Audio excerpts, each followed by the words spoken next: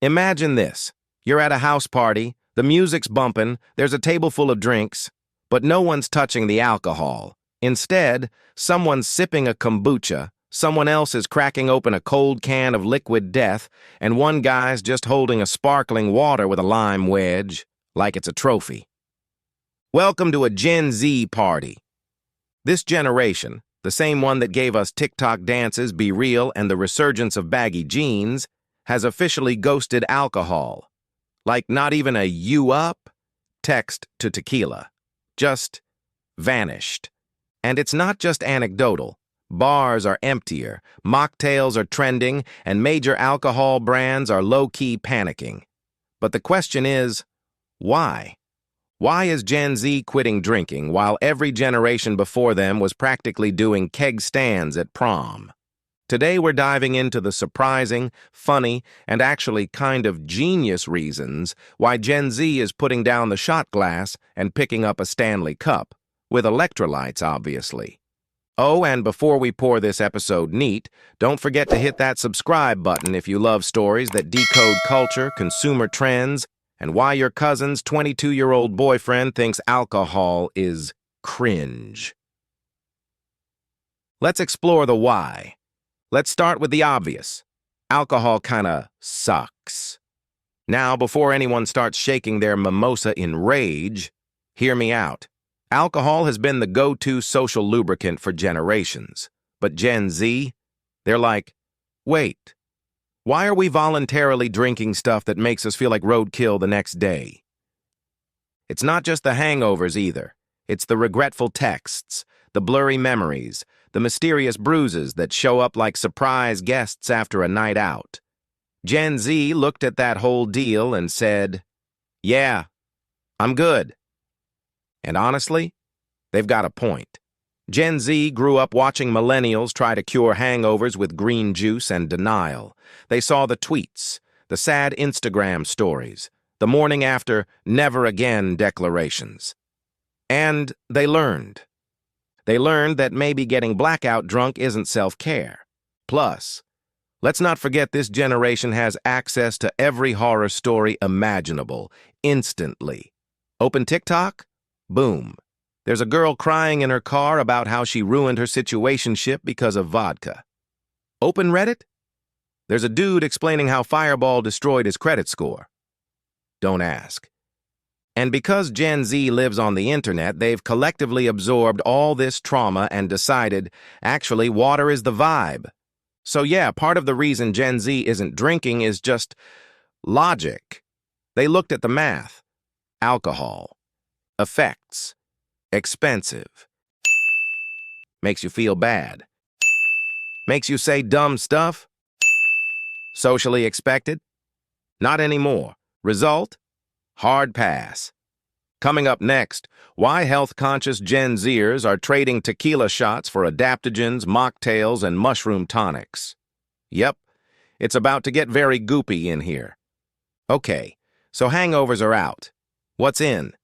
Wellness, hydration, gut health, adaptogenic mushroom lattes that taste like earthy regret but make you feel morally superior. Gen Z isn't just skipping alcohol because it makes them feel bad. They're actively choosing stuff that makes them feel good. And in classic Gen Z fashion, it's not just a trend, it's a personality. This is the first generation raised with MyFitnessPal, Whoop bands, and Chloe Ting workouts. They track macros like it's a video game. They know the difference between electrolytes and adaptogens. They wear Mental Health Matters shirts while sipping turmeric shots. Alcohol? It doesn't fit the brand. And here's the kicker. Gen Z doesn't want to be healthy in that toxic 2010 six-pack abs on Instagram kind of way. They want to feel balanced, mentally clear, emotionally regulated, not bloated, foggy, and texting their ex at 2 a.m. from a Chili's parking lot. Let's be real. Nothing screams peak performance like not drinking something that's literally classified as a depressant. So instead of ordering a rum and coke, they're going for kombucha with probiotics, zero-proof cocktails with botanical extracts, CBD-infused sparkling water, And yes, mushroom tonics that allegedly reduce social anxiety and definitely reduce your desire to keep talking. This isn't just a niche thing either. The non-alcoholic beverage industry is booming. Brands like Seedlip, Kin Euphorics, and Gia are exploding because they sell vibes without the vodka, and Gen Z is eating, or rather, sipping, it up. So if you see someone at a bar sipping something pink in a fancy glass, don't assume it's rosé. It might just be rosewater with collagen peptides and a splash of lion's mane. Next up, we're diving into the economic reason Gen Z is putting the wine glass down and holding on to their wallets. Okay, let's be honest for a second. Alcohol is expensive.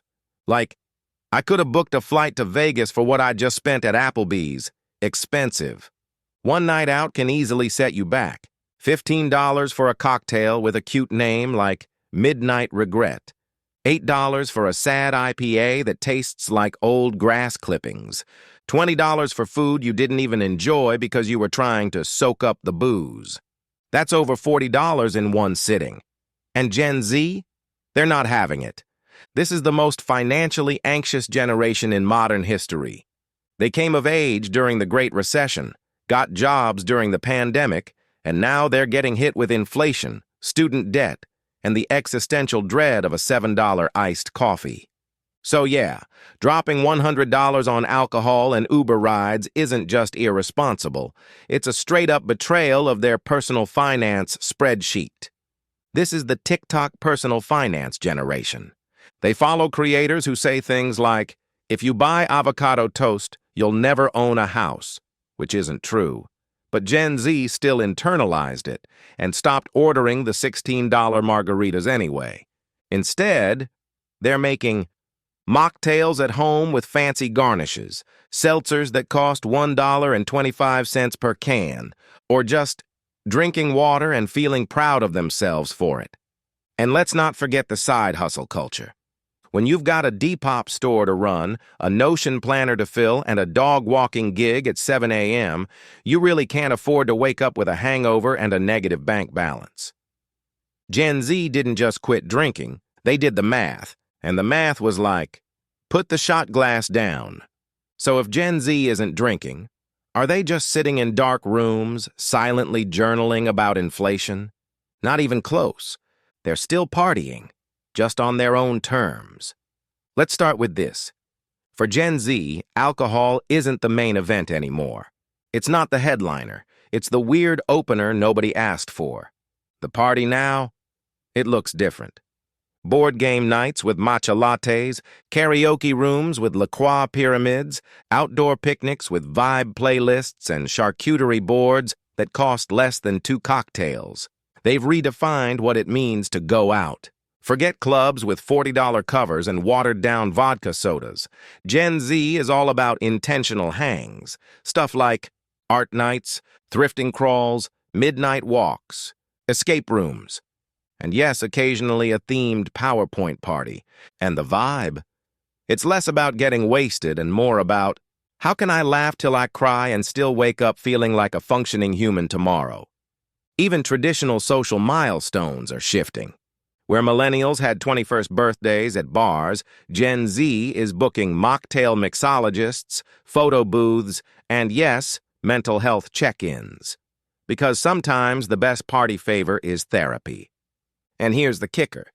Because they're drinking less, they're actually remembering more.